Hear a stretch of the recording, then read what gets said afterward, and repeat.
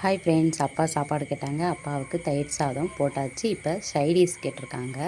4 மிளகாவை வறுத்து எடுத்துகிட்டு வர சொல்லியிருக்காங்க. வாங்க நம்ம வறுக்கிற வீடியோ பார்க்கலாம். இது வீட்டிலே ரெடி பண்ண தயிரில் நம்ம தயிர் சாதம் ரெடி பண்ணியாச்சு. இப்போ சைடிஷ் பார்க்கலாம் வாங்க.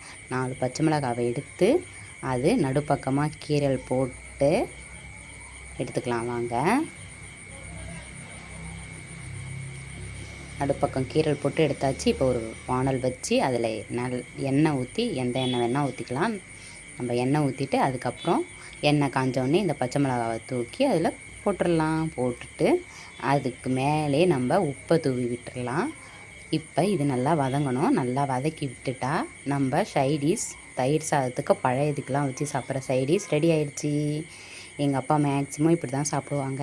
நானும் சாப்பிட மாட்டேன் இப்படிலாம். எங்கள் அப்பாவும் எங்கள் அம்மாவும் இந்த மாதிரி கொடுத்தா இன்னும் 2 தட்டு எக்ஸ்ட்ராவே சாப்பிடுவாங்க. ஃப்ரெண்ட்ஸ், இதே மாதிரி யார் சாப்பிட்ருக்கீங்கன்னு கமெண்ட் பண்ணுங்கள். இந்த வீடியோ பிடிச்சிருந்தா லைக் பண்ணுங்கள்.